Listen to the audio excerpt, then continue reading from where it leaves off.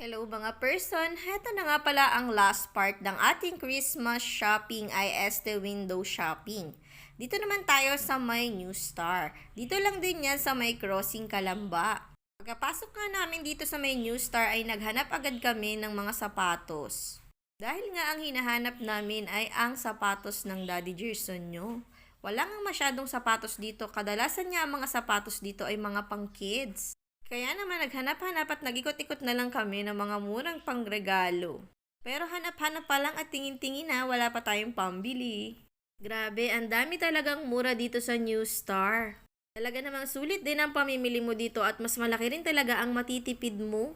Bukod niya sa ang dami-daming iba't ibang klaseng panregalo dito ay talaga namang napakamura at magaganda rin naman ang quality.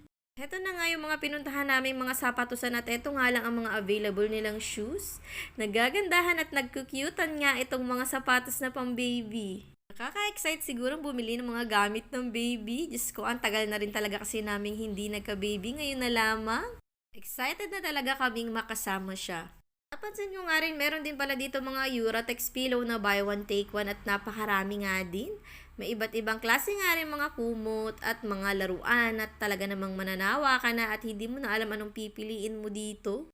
Heto nga at tapadaan na rin kami sa mga damit na pang baby at syempre puro pang baby girl nga halos ito. Yan naman nag-aasaran na naman ng Daddy Gerson at Ate Chelsea nyo na mas maganda nga daw talaga ang pang baby girl sabi ng Ate Chelsea nyo. Meron nga rin silang mga gamit pambahay dito at napakagaganda rin at napakamumura. Meron nga rin silang mga naka 10% off. Nagustuhan ko nga rin itong sofa set na ito na talaga namang pang aesthetic theme. Ayan, sa mga mamimili ng gamit dito, ayan o, napakamumura ng gamit dito at quality din naman. Meron ding malalaking aparador at meron din naka 20% off. Ay, ang dami din nilang sale dito.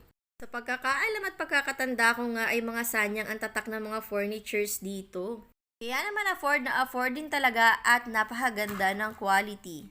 Sa halagang 4,650 ay may maganda ka ng sofa set. Grabe oh.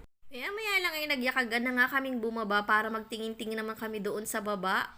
Sinulit na rin talaga namin ang pagpunta namin dito sa New Star para magtingin-tingin. At para na rin to sa inyo, para ma-share ko na rin sa inyo kung ano ba mga laman ngayon dito sa New Star at kung ano bang mabibili nyo pagpunta nyo dito. Dito nga sa may entrance nila ay meron din naka-display na sofa sa halagang 5,999 and napakaganda na ng sofa nila.